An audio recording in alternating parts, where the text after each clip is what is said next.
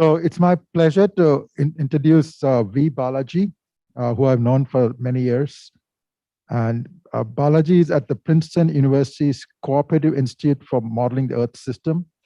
That is basically an institute that bridges the Geophysical Fluid Dynamics Laboratory and Princeton University. And so some of you may be aware, Geophysical Fluid Dynamics Laboratory is one of the premier modeling institutions in the world. It is the home of Suki Manabe, who won the Nobel Prize in Physics recently. So Balaji has been really heading the computer modeling part of this major climate model from 2003 to 2020. So he's a real expert on the computation aspect of the GFDL climate model. He's also served in many international committees, the WGCM Infrastructure Panel, and he's worked with CMIP, the Climate Model Intercomparison Project.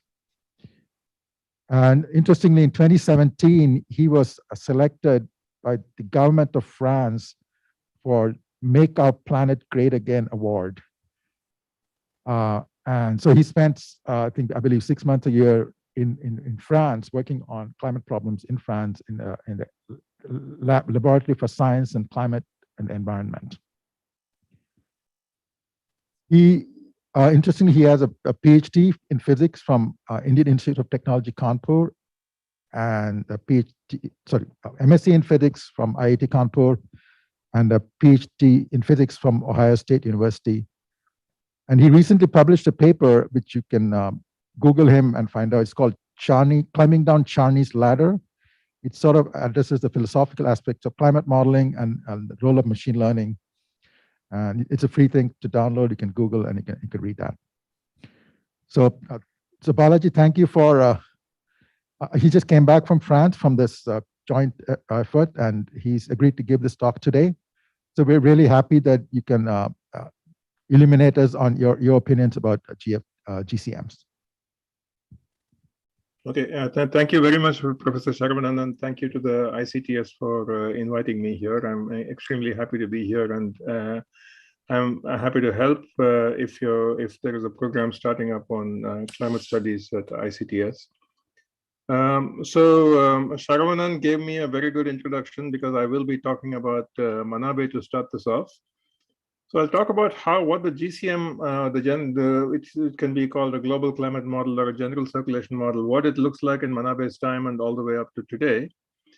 And then, I've been working on this computing aspect of things, as Professor Saravanan said, for quite a while.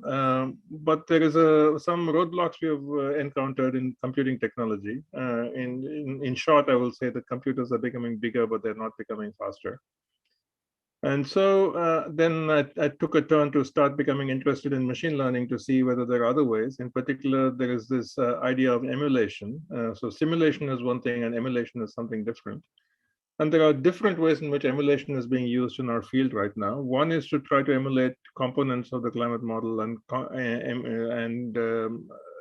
then there is another part which is to try to emulate the whole model itself. Which was a surprise to me that there are people trying to do that, and I'll try to give an introduction to how they're doing that in the context of IPCC, which is trying to provide information to policymakers. And we'll address the question of why the GCM is considered to be in trouble starting from the beginning to the end. So let me start right away. Let's get right into it. So this is Manabe's, one of his original papers. So this is one of the papers that was cited in the Nobel Prize in Physics. So this is a 1D model showing the response to a CO2 doubling in the atmosphere. So this is a problem which is called radiative convective equilibrium, or RCE for short. So you can think of it as the atmospheric vertical profile of temperature, which is shown here. Convection is, so there is a gradient in temperature, which is, it's warmer near the surface and cooler aloft because of radiation into space. So the heat that comes in from solar radiation keeps getting radiated back into space. So it's cooling aloft and is warming near the surface. And when there is a temperature gradient, it will try to convect. So convection will try to equilibrate the temperature, and the radiation will continue to try to destabilize the atmosphere. So these two processes at some point will come into equilibrium, and that's called RCE. And this is the problem that Manabe originally studied. And so he says, given a certain distribution of vertical distribution of relative humidity in the vertical, this is just a 1D model. We can look at the asymptotic state. You start from some state and then you see what equilibrium vertical temperature profile you get. And then you add the CO2, because the CO2 affects the radiative balance of the atmosphere because it's a radiatively active gas. It's a scatterer and an absorber of incoming solar radiation. And you look at that and you see, if there is a zoom at the bottom, I think you can see I'm not sure you can see my mouse. I will not use the mouse. I'm not sure you can see it. But the surface temperature, as you see, if you increase the CO2 concentration from 150 parts per million, which is roughly the value it has in pre-industrial times, and you double it and quadruple it, which is the black and red curves, you can see that it's the surface temperature is warming. So this is what it is. So the surface temperature warms if you add CO2. This has been noticed a long time ago. So Eunice Foote noted it in the 19th century, but this is the first time that they actually showed it in a convincing way. But it's still a 1D model, right? So, and we still need to see what will happen if heat is redistributed horizontally as well, not just vertically, but it's also moved around horizontally by ocean currents in the ocean, as well as flow in the land. Because if you think of how the heat comes into the planet, it's mostly solar radiation is the incoming heat, so it's concentrated in the tropics. And the heat is radiated away from the poles. So the energy is somehow being transported from equator towards the pole. So you have to solve what does that to do the circulation. So Manabe went on to build more models. So this is one of the ones that is recognized as a milestone in scientific computing. A very simplified representation of land and ocean. You can see the poles have been cut off. There's a reason for that. If you just take a lat long grid, the longitude lines all converge at the pole and create a singularity. So they didn't want to deal with that. And they've done a very simplified thing, and they actually used that model and they went further. And they showed what happens when you also have distribution of the heat both horizontally and vertically. So this is a model from 1975. It's again the equilibrium response to double CO2. So the dots are some observations. So this is showing the temperature as a function of latitude going from equator to pole. And you can see that if you double the CO2, then the equilibrium temperature actually goes up. So this effect that they showed in a 1D model is reproduced in a 3D model. And they showed it's kind of insensitive to initial conditions. So you start from any initial condition. You start from a very warm temperature or a very cold temperature. Eventually, it equilibrates. So this is what happens. So the system goes to an equilibrium. So this is what we call now, it's a very key a number that's used a lot in climate studies, is worth knowing, which is called the equilibrium climate sensitivity, which is for a given increase in the volume of CO2, how much does this equilibrium temperature that you see at the end of the averaging period towards the right side of the graph, how much does this temperature vary per doubling of CO2, for example? So this time was, in their models was was measured in days, hundreds of days. Today in modern GCMs, this can be very, very long indeed. This is very important to note that, the GCMs have to be run for very long in order to do some of the scientific work that we do.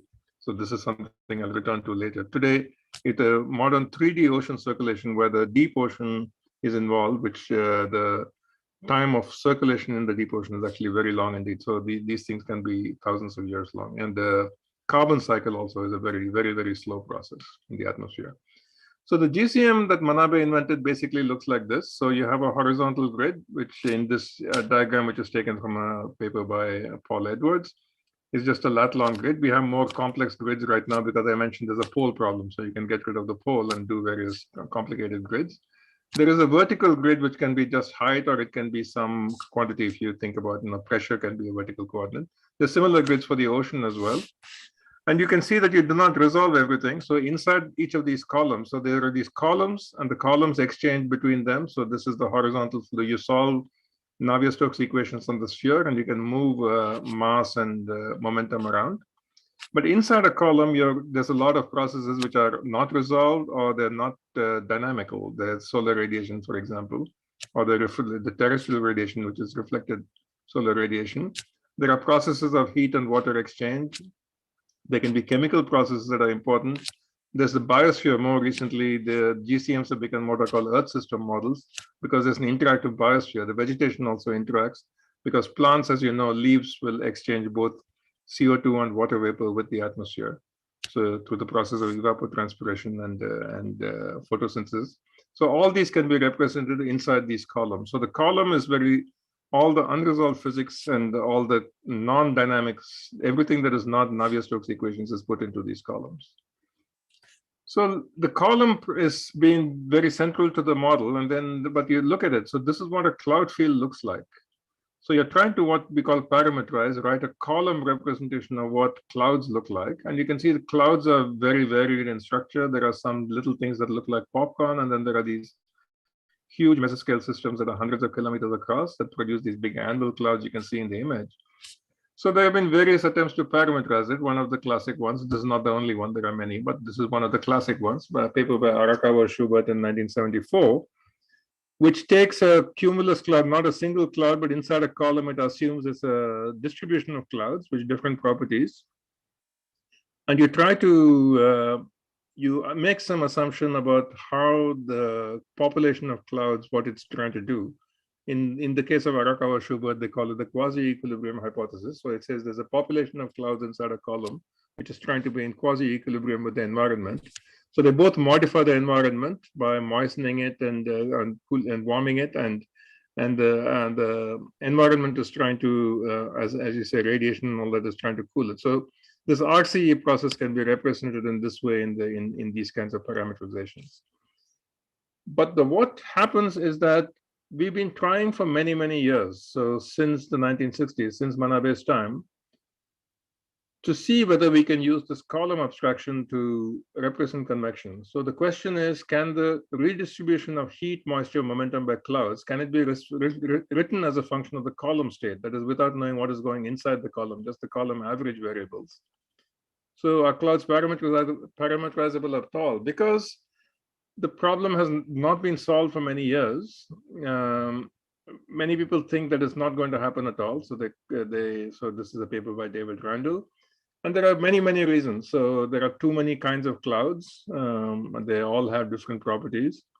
The convection tends to organize itself. So it's not just individual clouds, but you get formations like squall lines and tropical cyclones and mesoscale convective systems. So the physics the system might be wider than one column. So it becomes non-local from a column perspective. There are many very small scale dynamics which are important, which you're not resolving in the model. So you have entraining updrafts, you have what are called cold pools. So when you have convection happen, there is descending cold air. When it hits the ground, it spreads horizontally, and that's called the cold pool. And because the cold pool is moving air horizontally, it can cause convergence and start new convection events, for example. So these are all things that are not resolved in the model. There's also what's called microphysics. So once water condenses, it becomes a water droplet, and then water droplets can aggregate and become drops. If the temperature drops below freezing, they can become ice particles. So these are all called microphysics, and the details of the microphysics, the clouds are very sensitive to. So what happens is that you start with a scheme with a very simple theory like quasi-equilibrium, Arakawa Schubert did. Then as you try to fit to the observations that you have, it becomes what I call Ptolemaic. So the Ptolemy, the classic problem is, you try to take the movements of the planets and you try to write an equation for it. And in the Ptolemaic system, which is the geocentric system, it's kind of complicated to do. And so you get cycles, then you get epicycles, and the Ptolemaic system never could solve the problem. The Copernican system came and said, okay, it's a heliocentric system, then the equations become simpler. But what happens to these schemes is that they start simple and they become very complicated. And there are many GCMs, and they've all tried different things. And you would assume that everybody is trying different things, and you come up with different theories, and somehow the average of all of them will be, they will cancel each other's. Supposing you take an average across many models, to some degree it's true. The multi-model average tends to have slightly better skill than any individual GCM. And this is what the CMIP exercise is all about. The IPCC is based on averaging across many models. But there are also systematic biases. All GCMs have very similar errors in some cases. There is a convergence zone in the tropics called the ITCZ, and it has a certain structure, which is normally biased towards one of the hemispheres. But in all models, you see often that there is this double ITCZ structure, which is not reflected reality. So I've shown an image of an old temple which is falling apart. So this is my representation of what people sometimes say the GCM, the column thing is breaking, and so maybe the GCM is dead. So what can we do instead? We can try to just resolve all these problems like convection, just add resolution. And this is, I'm showing the CRMs, which are called cloud resolving models. They're not new. This is a paper from, this is an image from Bill Tao's website at NASA. This is actually a pretty old model. So the CRMs have been around for decades. In fact, I did my PhD work on CRMs long ago. And you have, so this is deep convection, the first example. The second example is what is called shallow boundary layer convection. So convection in the boundary layer coupled with moisture, and it's capped by an inversion, so it's just a boundary layer. And these are called large eddy simulation models. So typically these CRMs in this slide, there are on kilometer scale. So a cloud is maybe a few kilometers across. So to resolve that, you need to get down to a kilometer in resolution. These boundary layer clouds, you typically need to get down to 10 meters or so resolution. So the doing it on a whole globe is quite a big challenge. There'll be a lot of data points. So people have tried ideas like what they call super parametrization. So instead of trying to write down equations of a parametrization, you actually stick one of these CRMs inside each column of a GCM. So you're assuming there's scale separation, that there is some cloud scale physics and there is large scale physics. You assume the grid scale and the embedded model, they're different. And it's still very expensive because you're running a cloud model in every single column of the GCM. So typically they make the GCM a 2D GCM like it's shown here instead of a 3D one. Or you can put two orthogonals once so that one is running in the X direction and one is running in the Y direction. The CRM is better than the parametrization in some ways because it can retain the memory of the cloud distribution from one time step to the next. And you can potentially move the clouds from one column to the next column. So you can do mesoscale organization. So it has shown a little bit of success in improving the climate simulations, but it's very expensive for a workhorse. And when I talk about machine learning, I'll say that because this is assuming scale separation, it's very clear what is coming from the subgrid scale. So a lot of the early machine learning papers use the superparameterization as a target. You're trying to emulate the superparameterization. But the problem is this: in nature, if you look at the world as just, if you look at this whole problem, ignore the clouds and all that for a minute. Just look at it as a turbulence problem. So if you look at it as a turbulence problem, then at the very large scale, so the x-axis now is wavelength in kilometers going from planetary scale down to small scale. And that's the energy density shown on the y-axis. So this is some old observations, but they've been reproduced again and again.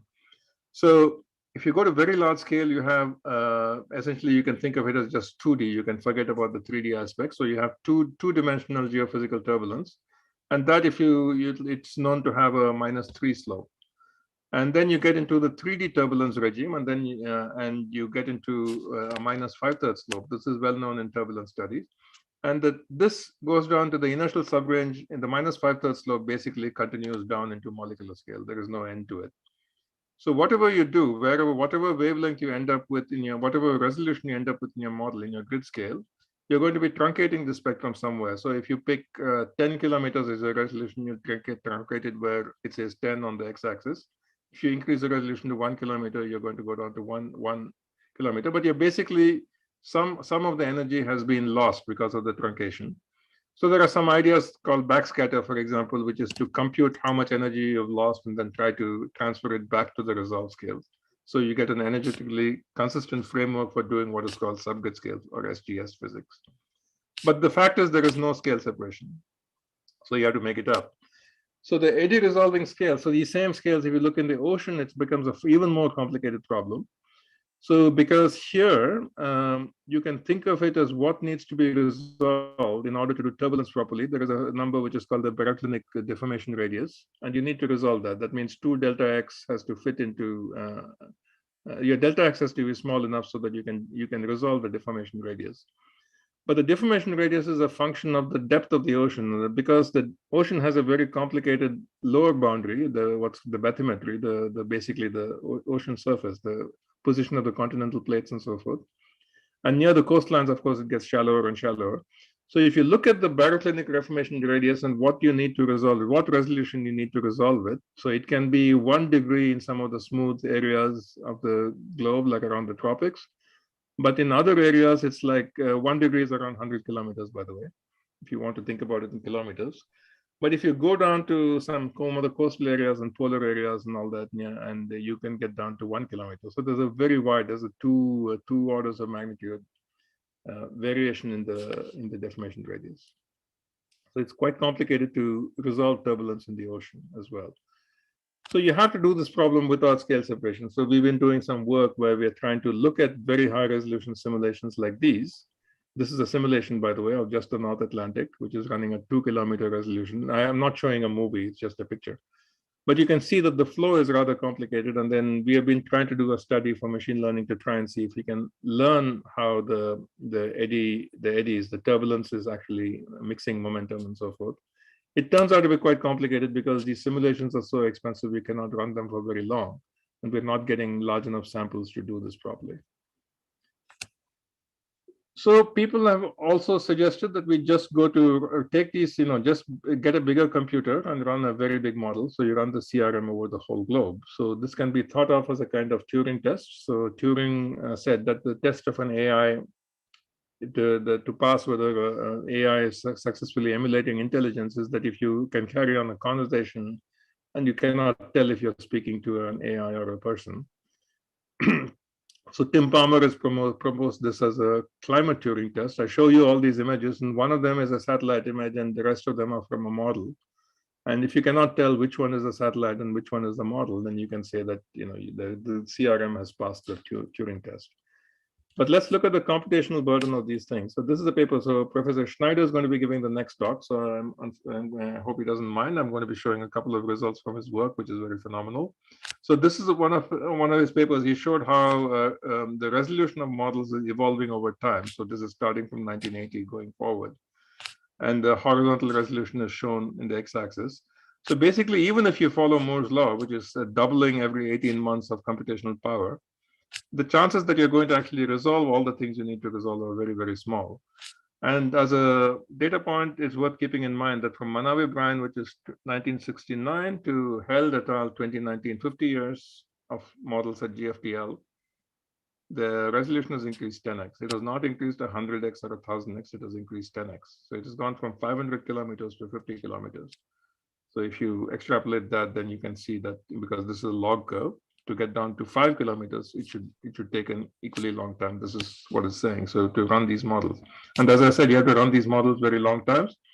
The other problem is that it's not only long times, you have to sample a lot of counterfactual things. So you have to try what happens if you do this, what happens if you do that. So there's a famous figure from a paper by Hawkins and Sutton, which is talking about the 3 kinds of uncertainty we deal with in the model. So one is the chaotic uncertainty, which is the dependence on initial conditions, which you also call internal variability. So that kind of dies out over time. So you can, as Manabe showed, it'll forget the initial conditions and it'll try to go to some equilibrium. But then there's a question of how much CO2 is actually being emitted into the atmosphere. So that's the green part. That's called the scenario uncertainty. It depends on what human actions and what policies change. And we really have a very little grasp of how this can change in 50 to 100 years. So there's a lot of uncertainty. So you have to do this, you have to simulate a lot of counterfactuals. What happens if CO2 does this or does that?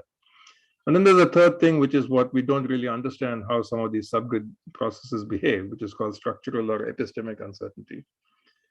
So in order to sample all this, you have to be able to run many simulations 100 years long. So I'm going to state a baseline requirement here. You have to do climate studies. I mean, you can do short term, you can do weather forecasting, which is models that are run for a few days. You can do that with different requirements, but for a climate model, in order to sample this kind of uncertainty space, I assert that a climate model must be capable of 100 simulations, which are each 100 simulated years. That's what I mean simulated years, how many years you're simulating in 100 days, because 100 days is around 3 months. So a scientist must be able to start and end an experiment in a few months. So this is kind of a baseline requirement. You need to be able to run these models for very long periods of time and sample a lot of values of parameters. And you cannot just say that, you will just fit to present day, because the future is not like the present day, if that's one thing. And the second thing is there is a problem which is you don't want to overfit to the present day climate for various reasons. So this is a very interesting paper, which is showing the kind of interplay between models and what observations. And observations are actually also created by running, because observations are point observations. If you want to create a 3D, you can take temperature observations here and there, but supposing I want a 3D map of today's temperature, we typically use a model in order to reconstruct the 3D state, because you only have a few observations at few points. So this is showing the strength of what's called the Hadley cell circulation, which is the strength of an overturning circulation in the tropics. I don't want to go into the details. I think some of the other talks will be covering features like this. All the models in the CMIP exercise, which are shown in blue, they're all showing that over the 21st century, this will steadily decline. The strength of the Hadley cell circulation will decline. The right two columns are showing what's called a large ensemble, which is a single model where, because there is a lot of this chaotic uncertainty, there are many, many cases to sample all that. All those models are also systematically showing a decline. On the other hand, the green things are what are called reanalysis. So these are reconstructions of the recent past using observations and models and using the process of data assimilation. They're all showing that the Hadley cell strength over the last 30 years actually increased, which the models are saying did not happen. That's fine. So observations and models disagree. We are used to that. Usually you'll say the model is wrong. But here, what they've shown in this paper is that no, actually quite likely the models may be right, but it's the so-called observations, which are also created by models, which are wrong, because when you're using observations to try and nudge models towards reality, you're breaking certain conservation laws. And they showed that here, certain features of the flux of water vapor between the ocean and the atmosphere is incorrectly represented in the reanalysis, and therefore it's quite likely that the Hadley cell structure is right in the model. So you cannot simply say that if I have a model, I will just use observations to nudge it towards reality. It's not as easy as that. Okay, so that's the kind of overall overview of the GCM and where we are today. Let's quickly switch to computational technology. And this is, I spoke about Moore's law, which is we've been used to for many years with this idea that the number of transistors become smaller, so the density of transistors keeps getting smaller. So you can, and when a transistor is smaller, the arithmetic gets faster. So you will double the computational power every 18 months. That's an observation made by Moore. It's called Moore's law. It's kind of roughly true. So this is a log curve, and this is the time of the microprocessor. But you'll see that if you look at the green point, one is the most important one. That's the frequency of arithmetic. That's the clock speed. That's the time it takes to do one single. That's the inverse of the time it takes to do one single operation. That's been measured around a gigahertz. So it's around 10 to the 3 megahertz, and it has been that way for about a decade. So arithmetic has not got faster in about 10 years. You can still keep adding transistors, so you can make the computer bigger. So that's why I say the computers are getting bigger, so you can do bigger problems, but you cannot do the same problem faster. So we call this weak scaling and strong scaling. Weak scaling means you use a bigger computer to solve a bigger problem in the same time. That's called weak scaling. Scaling is the amount of scalability you have in your problem. Strong scaling is that you have the fixed size problem, and you are with more computing, you're trying to get the answer in faster time. That will not happen because the arithmetic is not getting faster. So you can do weak scaling, but you cannot do strong scaling. And what this means is that even if you go to the next generation leadership machines, which are called exascale machines, I'm not going into the details here. You can see how much, in order to resolve certain processes which are shown in that graph on the rest, what resolution you need to get to, and what size machine you need for that. So in order to resolve deep convection, for example, you need to get down to 1 kilometer, as I said. In order to get down to shallow boundary layer convection, you need to get down to 100 meters or so. Even at 1 kilometer, you can get around, they're saying, with the best model on the biggest machine, you can get to maybe a fraction of one simulated year per day. And remember that we want to be able to do hundreds of simulated years and do hundreds of simulations like that. And for example, in order to participate in an exercise like CMIP, you run a set of experiments which are called the DEC, and the details are not important, but they're about 1,000 simulated years long. If you're building the same model to do forecasting on a seasonal or longer time scale, You typically test a forecast model by running what are called hindcasts. That means you start in 1960 and 1961. So each year in the past where you have observational data, you run the forecast model and you compare it against the data that you have. So those are called hindcasts. They use for testing models. And typically a full suite of hindcasts around 10,000 years. And the picture on the left is mainly talking about atmospheric phenomena, and you need to include the ocean once you go to longer time scales. And the ocean, as I said, is slow, so you need to worry about the ocean time scales as well. So people have started thinking about deep learning. So this is where machine learning comes into the picture. So the physics is getting very complicated. The machines are not getting faster, but they're able to do a lot of arithmetic. So why is deep learning interesting? So this is what a deep learning curve looks like. So let's say you have the input, which is these 5 red points, and the output is 4 blue points, and you're trying to find the relationship. You have many examples of the reds and the blues. So using that as training data, you're trying to find the relationship between the reds and the blues. If you do simple linear regression, you will just do, there'll be no yellows. The yellow will be missing, so you'll just do a linear regression. But now you can do a lot of arithmetic. So what you can do is you can put these many layers of neurons in between, and each of the black lines represent a weight in the neural network. So it's basically a nonlinear multiplication of all the inputs, and then you assign them certain weights, and you can put many layers of these things. So each, just to get from 5 points to 4 points, you can see the amount of arithmetic is done. Each black line is a weight, and each time you go through a weight, you're basically multiplying values and adding the values. If you have two inputs going into a neuron, you're basically multiplying them by the weight and adding them. That's what's really happening. So you can do a lot of arithmetic. So it's dense linear algebra with a very high operational intensity. And this actually works very well on modern machines. So people have used that to do a lot of very interesting work. So I'm going to give a few examples. So one is this paper by Patek et al., which is trying to emulate exactly a chaotic system. So this is a system called the Kuramoto-Sivashinsky system. It's a 4th order ODE, nonlinear ODE. So the top panel is showing the actual data. It's a chaotic time series.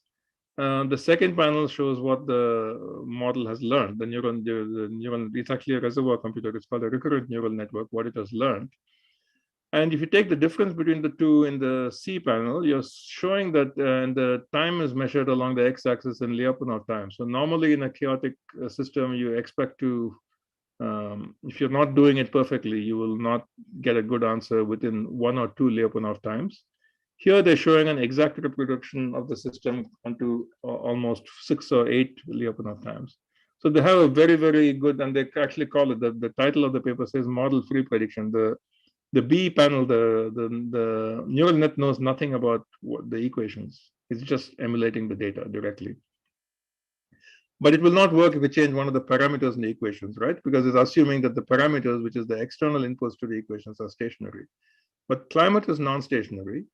And when you have to work with non-stationary systems, that means the climate is changing into the future. So if you only train on present-day climate, those 2 papers I've cited here, O'Gorman and Dwyer and Dixon et al., they're showing that non-stationary climates, if the training data is present day and you're trying to extrapolate into the future, they don't do a good job.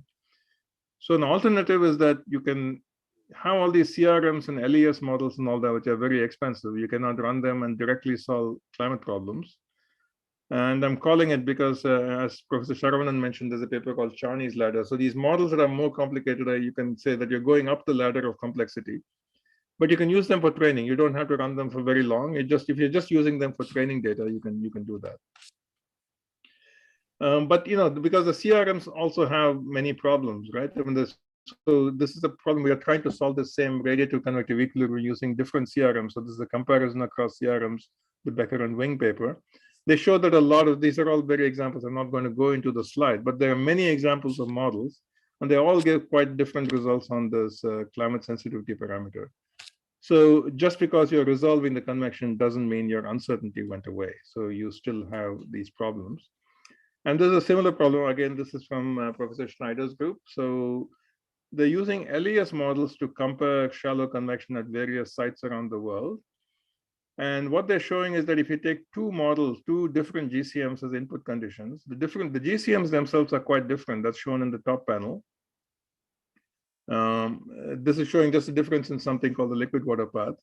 And the redder color shows bigger differences. But instead, if you take the same, the input of the GCM, just like you do the embedding, if you put LES models inside them, you can actually reduce the uncertainty between these models quite a lot. So this actually shows encouragement that you can use LES to reduce the structural uncertainty if you can learn from the LES. It is sensitive to LES details. The numerics of the LES, the different kinds of turbulence closures that are used in the LES do matter. So these are various papers about that, but at least you can do this. So there have been some studies which are using emulation now. So I'll first give an example of emulation studies which are trying to use these kinds of models to learn from them. So what do we do here? So we have an equation or some kind of parameterization, and you're trying to calibrate the values of this parameter. So this is one of the ways that you can do it. So what does it mean? So if depending on what problem you're trying to solve, you can write down a cost function, which says, you have a certain set of metrics that you're evaluating the model on, and you say how much error you get against those metrics. So that's what I'm calling the cost function here. So I'll get into the details of that. We would like it if the models converge cleanly with resolution. That is, if I keep adding resolution, the error should keep going down. Some of our parameterizations, unfortunately, don't work like that. So they're not what we call scale aware. So your scale aware parameterization will converge cleanly as you increase resolution.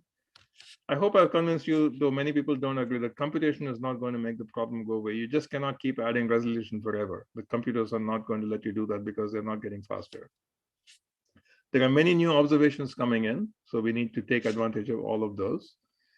So data science, which is using machine learning to try and use the machine learning and high resolution observations as well as high resolution models to try and calibrate low resolution models or GCM. So these are what are called traceable hierarchies of scale. So you create a hierarchy of models, which I call Chinese ladder in that paper. So calibration looks like this. So you have a certain number of parameters in your physics that can be tuned. That is, they don't have an exact value from observations. So you can set a value based on some cost function. The cost function looks like this. You have n observations, and you measure the distance of your model output phi from the observations, and you assign some weight to different observations. So for example, at GFTL, we think our model does tropical cyclones pretty well. So we do a lot of studies of tropical cyclones. So we assign some weight to that. If you look at Swapna Panikal's model, she's going to be talking later. So if you look at the IIT ESM that she built, if you look at her 2014, 2015 papers, they used for example, the teleconnections between monsoon and ENSO as their metric. And they were able to tune that better than the model they started with, which was called the CFS. So each center can use different ways of evaluating. We know the weight that they are assigned to different observations may be different. So many people you may come up with different cost functions. You try not to apply what are called fudge factors, which is applying known wrong values. There's been a history of that. I don't want to go into that. We used to do back in the day when GCMs were pretty immature. We used to do something called flux adjustments, but nobody does that anymore. So you have to be careful about a few things. So this whole problem is called calibration or tuning. There has been some studies about this, and there's some very nice papers. So I recommend this one that I've listed here. So as an example, GFTL's latest models, which was submitted to the CMIP6 exercise in 2019, you see there are some choices you can make. So for example, this is looking at the low cloud field. And a lot of the models in the world typically have biases in some of the areas shown on the left in these black squares, which is just off the coast of South America, North America, Africa, for example. So you can see that you have big biases there. So this is showing that you can vary certain parameters in your physics and try to reduce this error, right? So this is the tuning process. So you have a choice. So this is showing that there is two cases which are called C0 and C9 in this figure, and you can reduce the bias in the low cloud areas which have big errors. But if you reduce it only in those areas, the global error, which is shown on the right, you can't see it very clearly, but the global error actually goes up. So you have to make a choice. Do you want to get the global the error average across the whole globe? Do you want it down, or do you want the local errors to be fixed? So these are the kinds of choices you make. So these are the tuning. There is a lot of these trade-offs going on. And I'm just listing a lot of the papers that were used. It's very interesting to take. You can take any model in the world and you can study how they tuned it. I'm recommending this because this is of all the models in CMIP6. I thought GFTL did a very excellent job in documenting how exactly they did the tuning of the atmosphere, the ocean. And there are some key phrases. We hypothesize that the development of a climate model can be optimized with close coordination across the component models. So you cannot just say, atmospheric team, you go off and tune your model, ocean model, you go off and tune yours, and we'll just couple them together later. It doesn't work like that. So the coupling will introduce new biases in the model as well, which we'll get to in a minute. And it turns out, which I'm showing here, so the actual tuning process is actually more expensive than even participating in CMF6. 50,000 years for tuning and 10,000 years for doing the runs. And then we have choices to make, like, should we try very hard to get the 20th century temperature time series right? This is the global mean surface temperature from 1860 to present day. In CMIP 5, which was the previous CMIP, we submitted a model, which is the one shown in green, which has a fairly large cold bias in the latter half of the 20th century. But we could have chosen to. What this is showing is that by the author Chris Golas, he shows that he could have tuned the model warmer, colder. I mean, there are all these choices you can make to tune the model in different ways. So you have to make the choice how the tuning goes. So we get to the machine learning aspect of this. Can you do this very efficiently using machine learning? So the goal is to explore this parameter space of uncertainty without running the forward model. Sorry, did somebody have a question or something? Yeah, so this tuning is being done for parameterizations? Yeah. Yeah. Okay. So in the parameterizations, you have a few parameters you choose to vary, and then you see which one gives you the best kind of result in terms of whatever metrics you choose to look at. Okay, thank you. Yeah. So these are all the issues we want to think about. So we want to explore this parameter space as fast as possible. And the forward model, the GCM itself, is very expensive to run. So how do you do that? So there are two examples I want to give, and I'm just going to give you very brief overviews because I want to move on. And in any case, I think Professor Schneider will be giving you an in-depth look at some of these aspects. So one is a project called HiTune, which I've been somewhat involved with in France. So the lambdas are the unknown parameters, and you write what is here. The interesting thing here is that you're not trying to optimize a cost function to get the absolute minimum error, because you're using emulators to do it. You're not actually using the actual model. So the emulators are not, they're approximate. So you don't want to take them too literally. So, but what Daniel Williamson, who's the pioneer of this method called history matching, suggests is that instead of optimizing, what you do is you eliminate all the values that are implausible, which should be ruled out by using a cost function. And then you end up with a space which is called the NROI, which stands for not ruled out yet. You say that you get the implausibility within a certain tolerance. There is a certain values of parameters are still acceptable. And that's the NROI space. And you can do that in multiple steps. So each time you can use a different metric, and you keep reducing the NROI space. So it's the intersection of all the NROI spaces, and you'll be left with a few values you need to explore with the model. So what they have done in the study is that they've used an Alias model as a reference. This is for tuning the shallow cloud parameterization. They're using an Alias model as a reference. And they're using an emulator, which is called a Gaussian.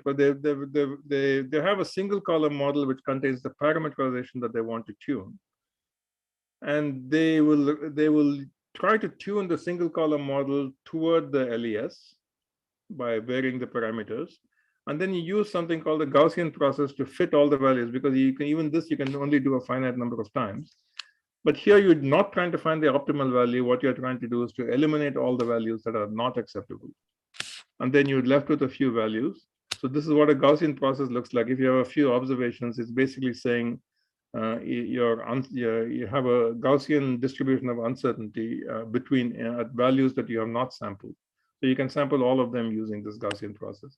And as you can see, outside the bounds of the training data, it varies widely. So you should stay within the training data. It does not extrapolate very well. So using this, so the question that was asked, are you varying the parameters in the model? So this is an example. It doesn't matter what these are. These are three parameters of the model called DZ, EVAP, and CLC. And you vary these, and in the Alias, the true value which is coming from the Alias is the black dot. And they're showing that you can vary these and actually the colors. Let's just look at the top right here. So the gray areas are all the areas that have been eliminated, and the colored area is the one that's left. So you're able to reduce the area. Sometimes, of course, this area will reduce to 0. That means it's saying that no values of parameters can match the data itself. That means that your parameterization is wrong. That's what we call structural error. That means that you have to reconstruct your model. You have to reconstruct the parameterization. So this is a set of papers that is just outlining this method. Another method which is somewhat similar but quite different, and I think you'll be hearing a lot more about it in the next class. It's called the Calibrate, Emulate, Sample method. Again, it's trying to use emulators to try and do this parameter exploration efficiently. Again, I'll let Tapio give his talk, so this is just some references from that. So when you go beyond that, so this is for a single parameterization, but as I said, we have to now try to tune the whole couple model. When in the high tune project, when we tried to do this, what we had to do is to run 5 new simulations around 250 simulated years each. They all had problems, so there was some retuning that was required. So we could not stay with the ocean tunings that we had originally. So, but it's still more efficient than what we did. So we were running, as I said, around 50,000 simulated years just to do the tuning. We think with this approach, we can do a little better than that. So it's going to, I think we can make the calibration process a little simpler. And then we've been doing this theoretical study using this model called the Lorentz 96, which is the kind of highly simplified climate model, which has 2 equations called sets of variables called x and y. You can see there's a few x's and then there's a large number of y's. So you can think of x as being the resolved variables, and many people try to assume that y is the variable you're trying to parameterize. In this study, we're trying to say that x is the slow variable, so you can think of x as the ocean, and y is the fast variable. You can think of it as the atmosphere. The coupling strength can be varied in this Lorentz 96 abstraction. So you can ask the same kind of questions I was asking about the models. Can you tune just the atmosphere, which means just the y variables first, and then tune the x? Can you do this sort of thing? So the Lorentz 96, of course, is a highly simplified system, so you can argue about whether it's the right model for a GCM. But in any rate, we have done some studies using this history matching approach, which is the high tune approach, for this couple model. And we show that we can actually do the tuning and get approximately the right answers. We can reduce it down, and the black is again the truth, and we're trying to find an area of values. But now we're trying to do, if we emulate the process we would use in a real model, which is to tune atmosphere and ocean separately, how it would work.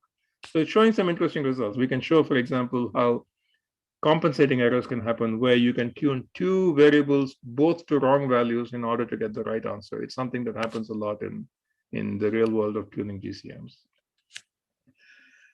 Another way of using emulators is to actually discover what is going on in the subgrid scale, actually discover the physics. So this is a paper by Zana and Bolton, which is looking at the subgrid, the momentum closures from subgrid turbulence that's going on.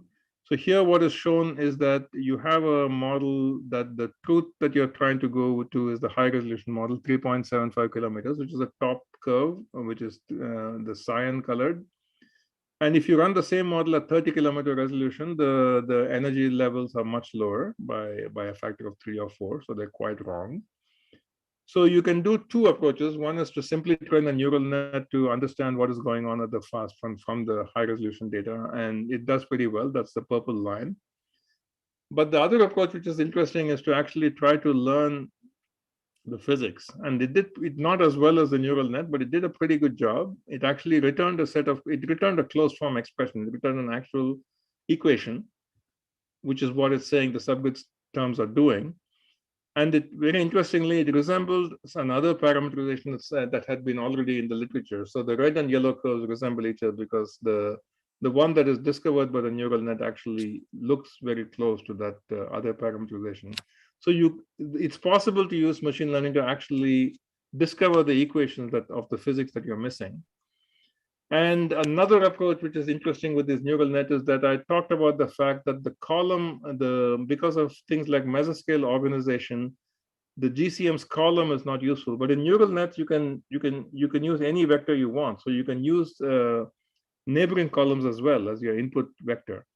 So using that, this study by Wang et al. Is actually showing that you can use non-local physics and still learn from it. So this is another interesting thing. And of course, it can be non-local in time as well. You can keep some memory in the system by retaining the past values in your input vector to the neural net. So this again, all of these studies have given a bibliography, so you can read more about people who are doing this equation discovery kind of approaches. I'm going to switch gears and talk about a different way that people have used emulators in IPCC, which I actually, when I first learned about it, I was quite disturbed. I found it very disturbing. So the thing is, IPCC wants to say that how much, what is the contribution to warming that is coming from all these different forcing agents, CO2, methane, N2O, etc.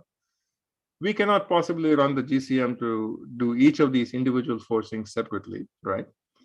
So what they've done is they write these extremely simple models in order to fill in the gaps between what the GCM has not been able to do. So this is an example of how all these curves, how they said, what is the forcing contribution of each of these agents? It was done by using emulators.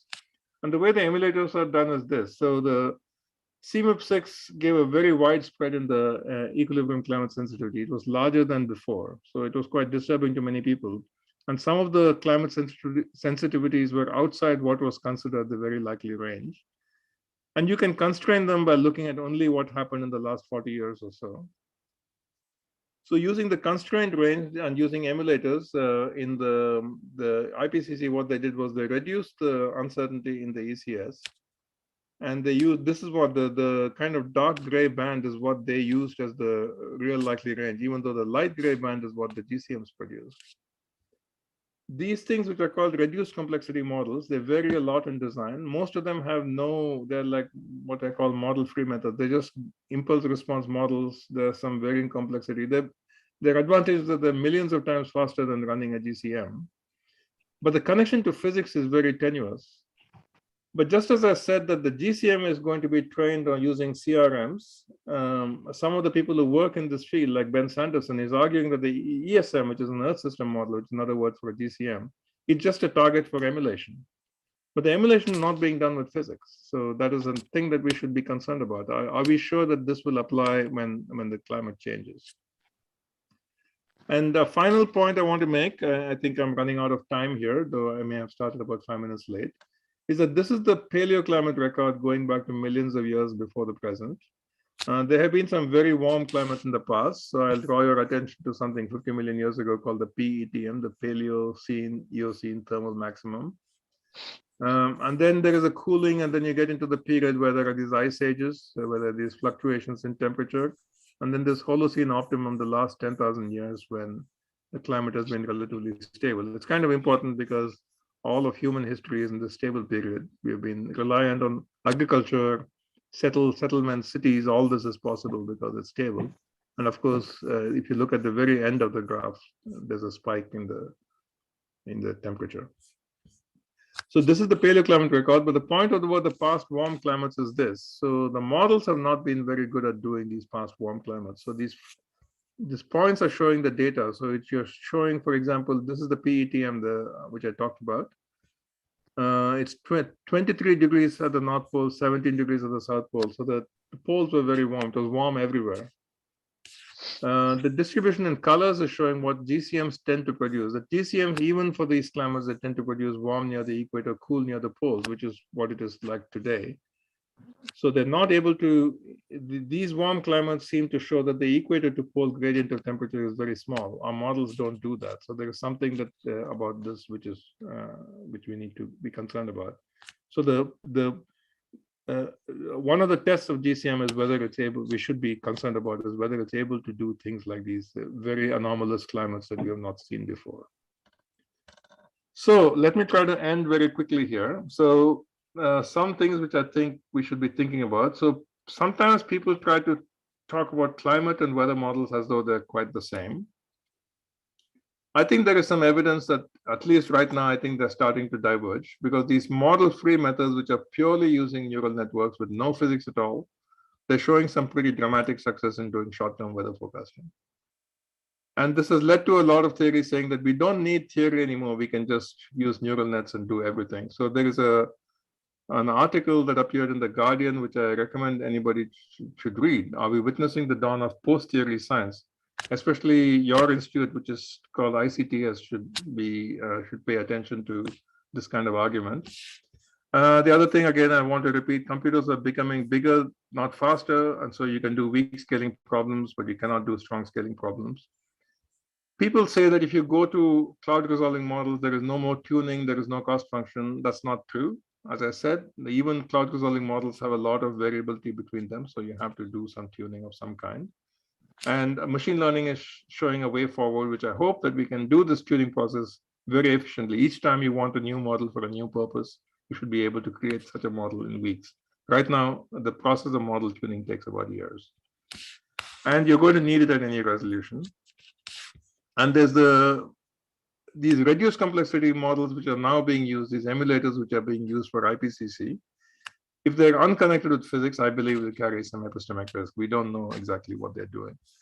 There are some readings I would like to recommend to you. One is the Chinese ladder paper that Professor Saravanan mentioned. I would like to mention his own book, which I think is fantastic. It's called The Climate Demon. And there's a talk which I've referenced in some place given by Ben Sanderson. There are some workshops talking about these issues. I'm particularly interested in the one on modeling hierarchies, which is about this idea of building simpler models from complex. How do you create hierarchies of models? So this is my last slide. I'm going to stop here. This broken column temple, I don't think the GCM is that. I put the image there because that's what people say it is. It's the only way I know to connect all these different kinds of models I talked about today, which is to take these global cloud resolving models or the regional cloud resolving models. If you want to be able to use models like this, but also run paleoclimate simulations, which is shown in the bottom left, you can certainly not do it with a CRM. It's too expensive. And then we have started to use emulators for doing policy, and the emulators have to also be based on something. And I think, again, using machine learning to connect all these models together, I think is a way forward. There is one last slide, which I'm not going to talk to, which is just Manabe's, one of his interviews on YouTube, which I found very moving. So I leave it. All the blue things here all over the talk are links. So I hope the links will be useful for anybody who's interested in further study. Thank you very much. I'll stop here.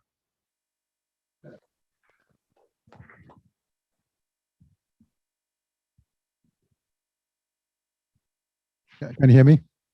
Yep. Let's start with the local. Anybody have questions for Balaji?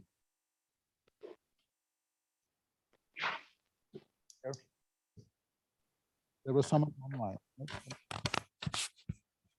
Yeah, Mahendra, you can unmute and ask the question. Yeah, hello, Balaji. Very nice talk. I absorbed half of it. So two questions. One is, can we do machine learning for past carbon data and the temperature, what is recorded already? Or maybe some other factors may be involved with this huge data. So does it work, or people would have tried it? And second, I didn't quite understand strong scaling versus problem size comment. If I have I can put in bigger grid for turbulence simulation with a bigger machine. No, like we could do 4,000 cube, now we can do 16,000 cube. Mm-hmm. So I didn't quite understand. So could you clarify that aspect, please? Yeah, so let me start. The second one is the easy question. So yes, so when you can go from 4,000 cube to 16,000 cube, that's what I call weak scaling. You can do a bigger problem in the same amount of time, more or less. Mm-hmm. But you will not, you cannot make the 4,000 cube problem run in a faster time by going to a bigger machine. Okay, I got that. Okay. Yeah, so that would be, if you could do that, that would be strong scaling.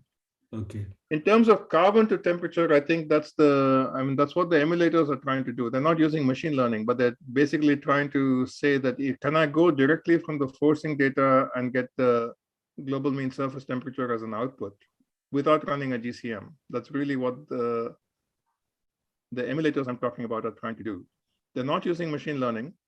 now, at least as far as I know. I'm sure there's people who are who will be trying to do that. So, and machine learning will probably show some advantages because it can learn more complicated relationships than they're doing now. But the differences between the different emulators in use are quite stark. So again, there is a lot of diversity between the emulators. So which ones you pick and why you pick them and all that is an important question. So we have to know, especially if data is being used for policy, where it came from, what it's based on, why do we believe it? Okay, thank you. That's a general problem with AI, by the way, trustworthiness of AI. Why should we believe AI? So it's a general question. Okay. Next, Sandip Trivedi has a question. Okay. First of all, thanks a lot, Balaji, for a really great and comprehensive survey, and you leave us with a lot of material to follow up on. So thanks a lot. I'm way out of the field, but let me ask you a question about something you talked about kind of briefly at the end towards the end of your talk, if you could elaborate, which was, you were showing how people are trying to not just do brute force in a sense, if I understood machine learning, but trying to fit to physics or physics-oriented formulas. As a physicist, that appealed to me a lot because you try to put in some of the physics, but then you allow sort of machine learning to do a kind of fit. Can you tell us a little more about that? Because how is the input from physics put in? Is there an initial guess as to what might be the function looking like, and then you tune the parameters, or there must be some of possibilities? Sorry, thank you. Yeah, so that's a great question, Sandeep. Thanks for that. So this is a set of papers you can look at. So as I said, the blue ones are all linked, so you can click on them and you can read the paper. So the way it is done roughly goes like this. Yes, you must start with a kind of guess of what terms might appear on the right-hand side. So you might say, for example, if I have my input variables, I think the equation will contain the variables themselves, maybe their first or second derivatives, and maybe the product of their first derivatives. So, of course, if you do a Taylor expansion, you could have an infinite number of terms, and you don't want all those terms in there. So you want to truncate it somehow. So you make a guess as to what kinds of things can be used. Or there is another branch of work which is trying to use what are called Fourier neural operators. So it's basically trying to map to a functional space. You have to make some guesses about what kinds of basis functions can be used on that. But once you do that, you hope that so this is basically the dream of physics, right? If you discover the right equations, you should come up with Occam's razor. You should come up with a few number of terms on the right-hand side. And you're trying to use machine learning to do exactly that. You give it a library of many, many possible terms on the right-hand side, and you ask it to pick a few. If I can summarize in kind of broad terms, that's what many of these papers, Schmidt and Lipson, Gaetan et al., Rudy et al., these are all different ways of trying to do exactly that. Okay, thank you very much. Yeah. So Schmidt and Lipson, the first paper, for example, it discovers Newton's laws by looking at data from weight connected to a spring horizontally or a double pendulum. And very interestingly, it's able to discover all forms of Newton's laws that you might be interested in. The classical form, which is just writing down the equation, but it can also discover a Lagrangian form, which is giving the expression for the Lagrangian, which the optimal value will give you the physics. It's also discovering the Hamiltonian form. So it's discovering all these forms. So it can be done, but all these examples, of course, the Rudy et al. Paper, for example, is showing that it can discover Navier-Stokes equations with one Reynolds number and able to generalize the results to a different Reynolds number, a higher Reynolds number. So they're all interesting, but I have to say that they've only so far done physics that we already know. So we know that there is a parsimonious representation on the right-hand side, and you discover it. We have not yet, to my knowledge, succeeded in actually discovering a physics which we did not know before.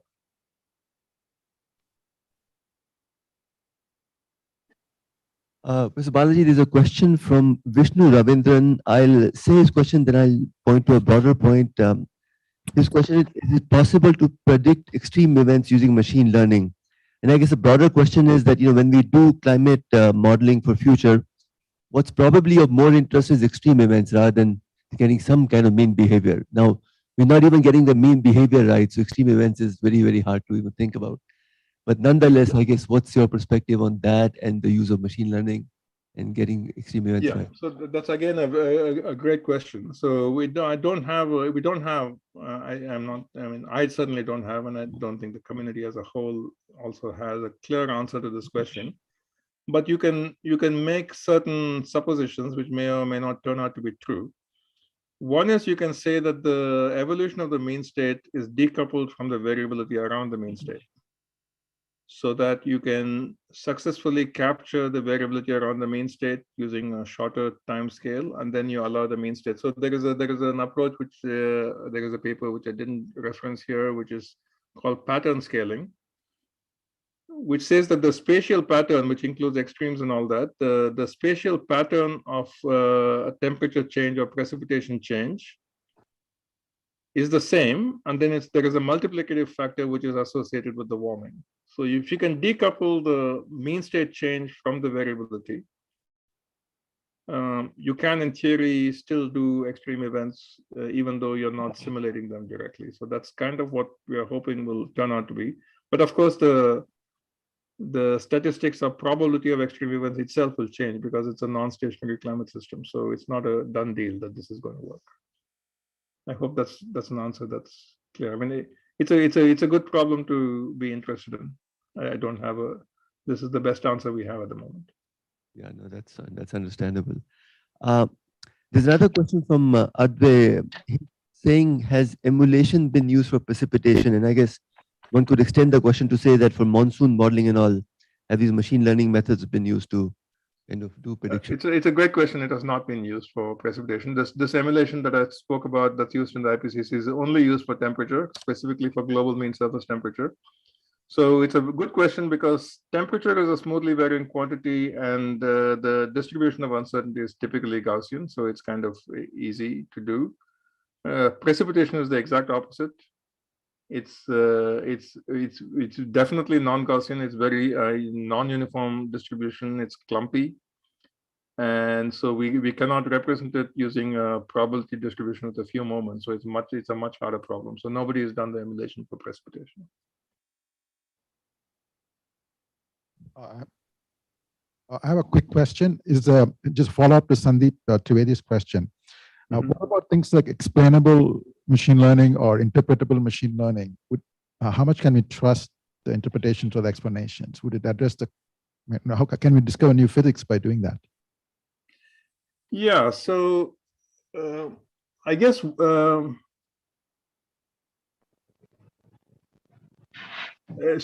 explainable is a little weaker than interpretable if I understand the way it's used in the field. So explainable just says that you don't have to discover the physics. It just says there is a relationship between this input and this output, and it always behaves this way. And that's a good explanation, but it's not an interpretation. It doesn't tell you what's happening. Interpretable means you're actually discovering the physics. And that is what I think we would like to do. So my whole premise of Charney's ladder is that we should be trying to do that. We should not be trying to just say, resolve everything by using a bigger computer, but try to discover what those models are trying to do, because there is an underlying large-scale state that they're trying to do, and we have to see what that is and why it's doing it. So again, we should go back to Lorenz. I mean, he's one of the giants of the field. Of course, in this article, I'm highlighting the work of Manabe. Lorenz did not get a Nobel, but if he had been alive, he might have been on this prize as well. So he has done a lot of fundamental work on these questions, and we don't have, and Krishnamurti has as well. So asking the question of, when you have the state which has all this high frequency variability, is there an underlying, what in the literature of Lorenz and Krishnamurti, it's called the slow manifold. Is there a slow manifold underlying this, and is there a way to find it? That is, given an equation which has high frequency variability, is there a solution where the high frequency terms are set to 0, so that then the underlying solution, the smooth solution, is the one that you find? So it's It's a good question. It's a good question for ICTS, and I don't think there is a clear answer to it. Is there a discoverable slow manifold? Is a good question. Is there always one? And in some cases, I think there is one, and I think it should be possible to find it. Thank you, Balaji. Thank you for staying on to talk about it. Thank you. And you're welcome to stay on. I guess Dr. Schneider is going to start next. And yeah, I'll stay on at least for a bit. It's getting kind of late. I will also share my slides. There are a lot of links there which may be of interest to scholars at ICTS. So I'm happy to entertain further questions afterwards. Any dialogue you wish to. Thank you. thank you.